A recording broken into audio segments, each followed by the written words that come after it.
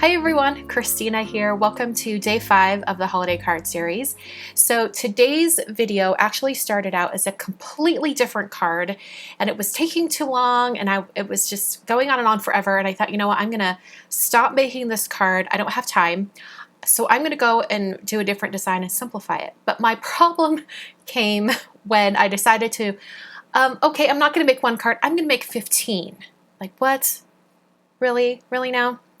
Such simple designs for the cards though that I did all 15 in just a couple hours.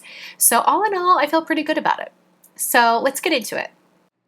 The idea for making 15 of the same card design came when I saw these dip-dyed cards and envelopes from Concord at Night. It actually comes with 20 cards and envelopes, but I didn't want to create the yellow one, the yellow version of these. So I'm going to save those for a different day. And I'm going to be using kind of this coral shade, the teal, and also the navy blue. And the thing that's cool about these is that the envelopes match. So you can kind of mix and match them as you start pairing up your cards with your envelopes. And these cards are pre-scored, they're ready to go, and it actually cuts down on a lot of time. I'm going to use two different stamp sets from Concord at Night. I'm using Snow Flurry and Very Merry Sentiments. I'm going to take the really large snowflake and I'm going to center it on the front of the card. And I want this pretty centered top to bottom and side to side on the front panel of the card. And I'm going to be stamping this snowflake on every single card in the same spot. So by using a MISTI stamp positioning tool for this, it's going to make it really easy to just swap out the different card bases and do a bunch of stamping. I'm going to stamp each snowflake in VersaMark Ink, and then I'm going to be doing some heat embossing over the top. So I'm pressing that stamp down. It's a really large snowflake, so I'm making sure I walk my fingers over every single area. I'll lift it off, and then I'm going to take some sterling embossing powder. This is a silver embossing powder from Brutus, Monroe, and something that makes this really helpful as far as making multiples of the same card is to have your embossing powder in a container. If you don't have a container like this, or you don't store them like this all the time, you could just use a kitchen bowl, a cereal bowl or anything like that with a spoon from your kitchen. That would work just as well, and then you can just funnel all of that embossing powder back into the jar when you're done. So I used my heat tool to heat set this up, heat set all the snowflakes, and the first couple I had to wait a little bit longer for the embossing powder to melt, but by the time I got to that very last card, it worked really well. I only had to barely pass over the snowflake and it would melt it. That's because the heat tool was fully heated up and it didn't take very long for it to melt all that embossing powder.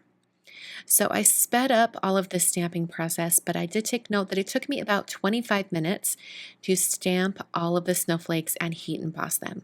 So not particularly bad for 15 cards. I think that was a pretty good time frame.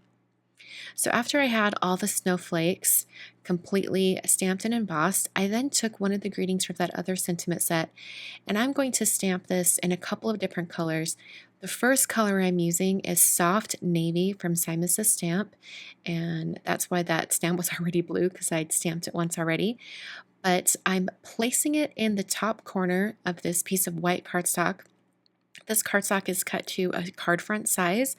I just have a stack of this Neenah Classic Crest Solar White cardstock right next to my work area.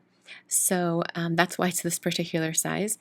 But after I stamped it once, I slid that paper up, and now I'm going to stamp that greeting again, and it's going to just fill in that bottom corner. When I moved the paper up, I just made sure to keep the bottom edge of my paper a little bit below that 3-inch mark, because that's where I noticed that the bottom of the stamp was. So then I rotated my paper and I'm going to stamp it a third time, making sure I ink up that stamp really well and then press down over each one of these words. And then I'm going to slide that paper up one more time, making sure I stop a little below the 3 as well. And then I'll stamp it a fourth time. So this is a way to maximize the stamping you're doing with the greeting, especially if you're going to be cutting it out like I'm doing today. This makes it so I stamp all 4 on one piece of paper, and it'll make it really easy to keep things organized. So I cleaned off this stamp really, really well, and I ended up using some Ultra Stamp Cleaner from Simon Says Stamp, and I've smushed that all over the stamp, and then I'll just use a baby wipe to wipe it off. And I actually cleaned this stamp twice just to make sure that all of that extra color was completely off the stamp, so that when I move on to the next color, which is Flamingo from W+9, it's not going to change any of that ink color. It's going to be purely the Flamingo ink color. So I did the same exact process with this other color. I stamped the greeting stamp 4 times on this one sheet of white cardstock, and I just moved it up and rotated it until I had it stamped in all 4 corners. So when it comes to cutting all of these out, I knew this would probably be the most time-consuming part of this process. So this is what I found was the fastest for me. I used a craft knife to make really simple straight cuts in between the words. And I just held that paper with my left hand and then cut with my right. Then I switched to scissors and I cut off the one edge that was, the free edge. And then I rotated it around and I cut off the other end. And as I cut out each word, I put the words into piles so that they would stay organized. And this is going to really help me when it comes to adhering them onto all of 15 cards. So I've got them all in all those separate piles. And this part actually went fairly quickly. I was surprised once I got into it, it went really fast. So in order to prep all of these for the cards, I've cut some foam tape in half just so that it's more narrow.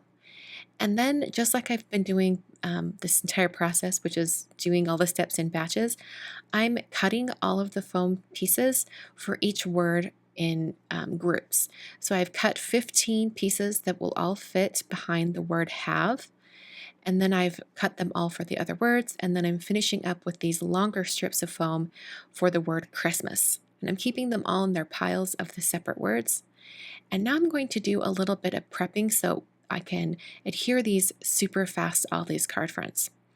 So the snowflake is in the center of the card, so I've just X'd out the center of this piece of white cardstock. This is the same size as my card.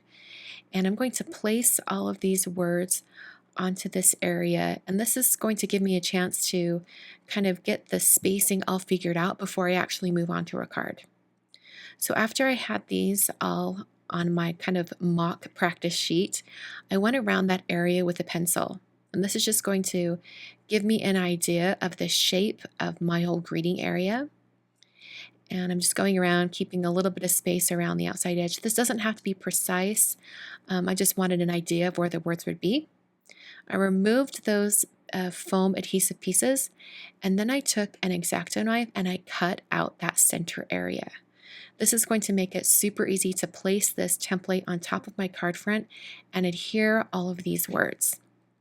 So I'm going to take my card front and I'm going to place my guide right over the top. And you're going to be able to see how quickly this goes together. I don't have to spend a lot of time being fussy and making sure everything's centered because I already did that just once and I don't have to do it ever again. So if you're doing multiple cards like this, consider giving yourself a guide. If you want to have a particular die cut or an image always in the same spot on your card, you might want to create a guide like this so that it will isolate the area where you want that image to be, and then you can just place it right over the top. I found this extremely helpful while I was kind of assembling each one of these cards. It went by super quickly. The other thing I want to mention to you guys is that I listened to an audiobook while I was creating all these cards. So while it took me 2 hours to create all 15 cards, the time just flew by and it went super, super fast. And I'm excited to have all of these cards ready to go so that when I start sending my cards out, probably at the end of November, beginning of December, I'll have enough to cross off all those names on my list. So here are the other 2 color combinations. I just decided to use the same colors that are included on the dip die card fronts. So here's this last one. I'm going to use my bone folder just to crease that fold. And then you're going to get a glimpse of all 15 cards all together. They look really cool once you see them all done like this. It really makes you feel like you've accomplished something, even though it was just one design and you repeated it over and over. So I'm super happy with all 15 of those cards. I love the color combination. It's Christmassy, yet really not. It's a little bit non-traditional. I really love how they turned out.